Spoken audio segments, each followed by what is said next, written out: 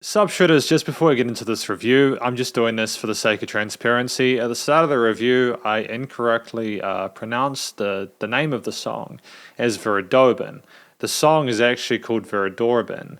This is by Aphrodia Okkulta, titled Verdorben. So apologies for any inconvenience there, I just wanted to clear that up, just so you know that I am aware of it, okay? Anyways, enjoy the review. Sup Shredders, my name is Logan, aka Spiderhands Out, welcome to SP Reviews, where today we have ourselves a track by an act named Aphrodia Okkulta, titled Verdorben. And if we switch over to here, we have we have the video on YouTube. We're going to just look down at the description for a moment though, just to check that out and kind of check out what's going on there, because it's an interesting project. Aphrodia Okkulta is an art project that unites dark, heavy music and painting to create a distinct form of art that stimulates the senses visually as well as acoustically. One particular piece of work is focused at a time, and the process connects art forms as well as the people that work together creating it. And you've got a lot of different people involved here. You've got songwriting, production, Alexander Mueller, vocals, Marcus Friedrich, soprano vocals, Laura Gomez, cello, Valentine, and Bernardo Silva, intro voice, Natalie, lyrics, Stefan Grabs,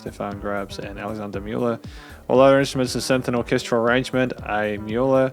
Mix and master, Kai Stalenberg, Cole Keller Studio. Yeah, so there's also like the Bandcamp and Spotify and Amazon Music and Deezer here. But yeah, this is a big project. I'm pleased to be able to have a listen through it. So we're gonna listen through this track from start till finish, and we're gonna hear what we think. Let's go. Let's do this. What do we have? And that's something else I really appreciate, is when people who make music videos, they let the person know who may be susceptible to like seizures, that there could be those. Sometimes I review music, it just has that, and you're like, damn, I wish I'd known in advance, because like if I was susceptible to that, it would have been a terrible first impression. So good job to Aphrodia Okkulta for that.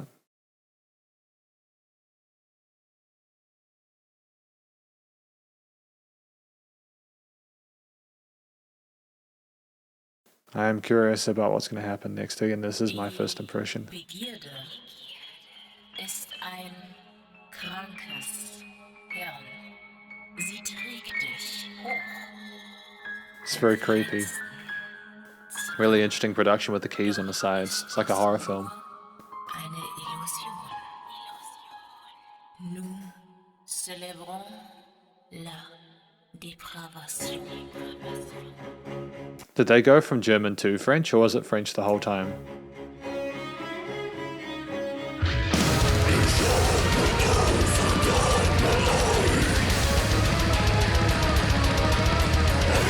I'm sorry, how the cello came in, we had the orchestral section, and then we just had the drums and the guitar and the bass just absolutely slam you in the face with the growly vocals. That hits harder than that hits you like a train, man. I wasn't expecting that, but I adore the fact that it exists. This must be too nice and tight. Really competent musicianship, actually.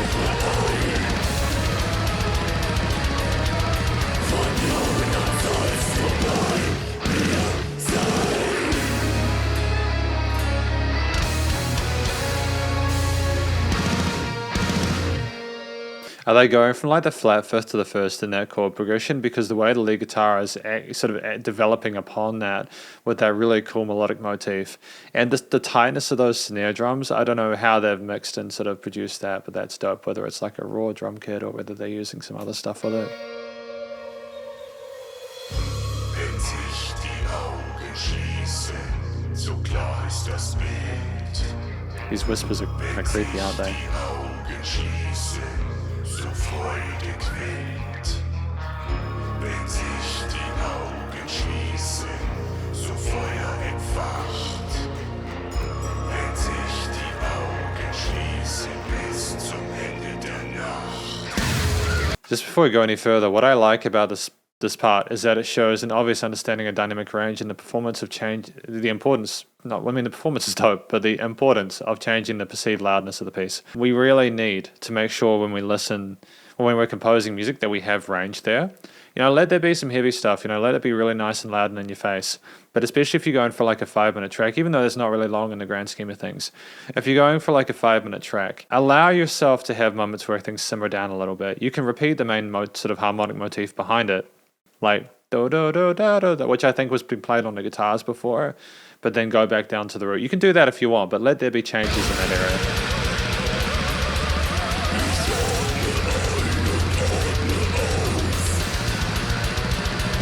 Because those operatic vocals and it, are notched really nicely above everything else.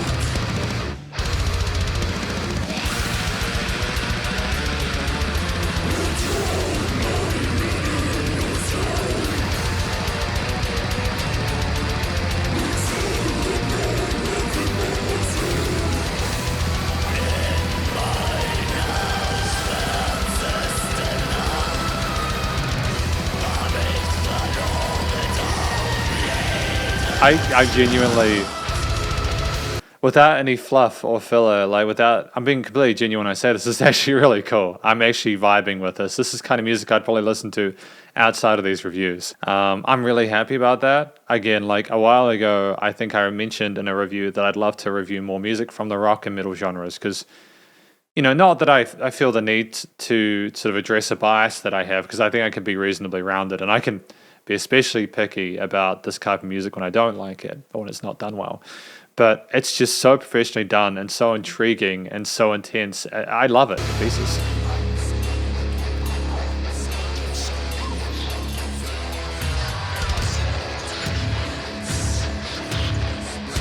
Very unsettling.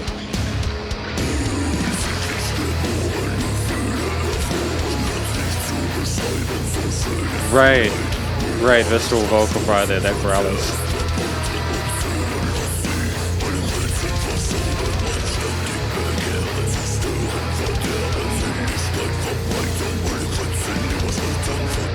It's testament to the production as well that they managed to get in those kind of growly parts. And I don't mean growlies in like a patronizing way, by the way. It's just what I call them, the growlies and screams and stuff like that.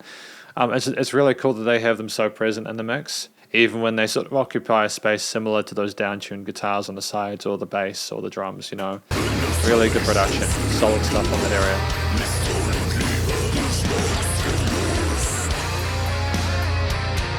Some fourth harmonies there. Very unsettling.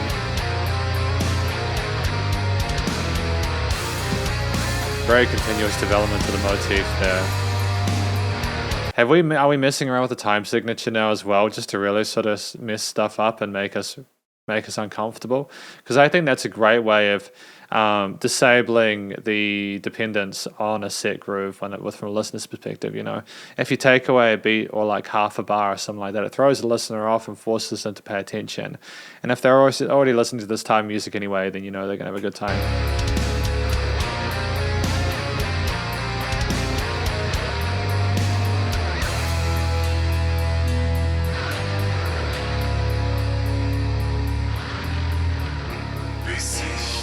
Coming back down again. Great. So sich ich dahin, bis ich die Augen schließe, erkennt keinen Sinn. Bis ich die Augen schließe, so stehen die Mauern. Bis ich die Augen schließe.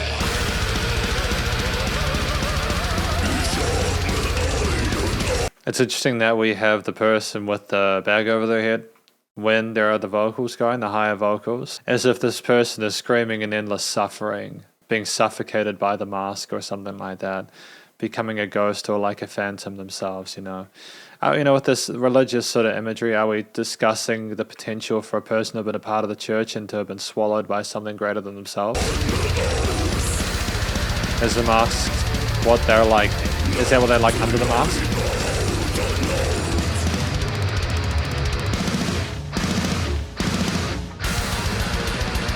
I just love when we have that space there for those like kind of really quick snare hits. You know, obviously not quite buzz rolls, but that and the sound that comes off them, and just again the dynamic range, the performance, the way the snares and everything else on that Kismet process, like you can hear the toms go around the headphones and like that. You know, it kind of makes it's very interesting to listen to. You can follow it around and go on a little journey, little sub journeys within the overall passage of the track.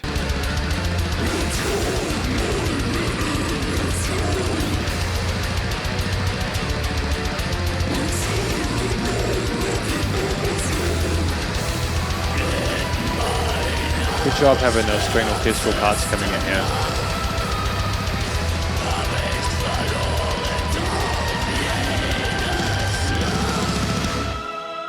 Because it kind of sounds like everything's rising with it. Do you know what I mean? It's like we're ascending to whether this is the person finally suffocating or something. We're ascending with it, and those strings are kind of like the angels heralding it upwards, I suppose. I don't know. Maybe we could look deeply into it. I should note that I'm not a native speaker of German, so I don't necessarily understand what the track is about, but I'm not entirely unhappy about that. I think I enjoyed it regardless. It just limits my ability to understand it from like a what is the song about perspective. So I found the lyrics to this track and I have translated them in DeepL. I'm not sure if you're going to be able to read that, but I can. I suppose arguably that's what matters. So yeah, these are the lyrics. These are in the description, by the way. If you're checking out this track, you can find them in the description of the video. They are in German though, so I've translated them from German to English. Yeah, it's really intense, man. Like, I breathe out, I breathe in, a silent scream. I wake up and dive in, you shall be with me. Oh, so they've been possessed or something like that, you know. When the eyes close, so joy wells up. When the eyes close, so fire ignites. When eyes close till the end of the night. So are they finding sort of like truth within themselves, or a kind of nirvana or something like that? We celebrate the deprivation. Damn, dude. So it's like kind of like we're talking about sexual depravity or something like that with the skin to skin part, you know. My blackest night I lost every battle. Parents of smell, distrust and love, lost of taste. There's a lot of imagery going on in here, and I think I'd probably need a little bit more than the time of this lesson to really break everything down, or the time of this review to break everything down. But I'm nonetheless appreciating the work that's gone on from that perspective. Until the eyes close, so I languish. Till my eyes close, can't make sense of it all. Till my eyes close, so the wolves stand. Till my eyes closed, it will last forever. So that's a repetition of that whole hook there. I lost but every battle. So I'm assuming, you know, because this is the conclusion of my review of this track, Verdorben, by Aphrodia Okkulta. I realized Verdorben. I realized there was an R there. I'm hoping I didn't say Verdorben in the start, because I'm going to have to redo the intro, which is going to suck, but I'll put a little disclaimer there if that is the case anyways. It'll be fine in post. But yeah, this track by Aphrodia Okkulta, fantastic first impression. I think that the story is really compelling there. Again, I'm not quite 100% sure what it's about, but I think it's about a person who's been possessed by something and they're finding joy or lust in it, or, you know, there's also like temptation in there, and there's consequences to the actions that have been involved within that. Things have been corrupted in the process of the risks they've taken and the actions that they've gotten involved in. I think that this is really powerful, vivid imagery that sort of it translates well, both literally and also to the vocals. I mean, the vocals, they are kind of vicious and articulate and grotesque, and really they really stick with you. You know, whether it's like the screams, like the highest pitched sort of screams, or the growls down below. You know someone's not trying to have a polite conversation with you and that kind of stuff, and I think that's absolutely fair. I don't believe that we're at a fault here for that. When I listen to this, I think, okay, so we have a band that clearly has a singer or vocalists that know exactly what they're doing when they come in with the storytelling there, and it suits the mood of the music around it, and the vocals suit the theme of the lyrics. And they have great technique there. I think the backing vocals, as well as like the soprano part as well. That's those higher sort of lady parts that were in there were phenomenal. A great additional layer to those hook parts where they came in. I think it's really clever. It could be the hook or the verse parts, but when they came in, they were nice and resonant. I think in part not just because of the production, but also because of how they were staged in the frequency spectrum.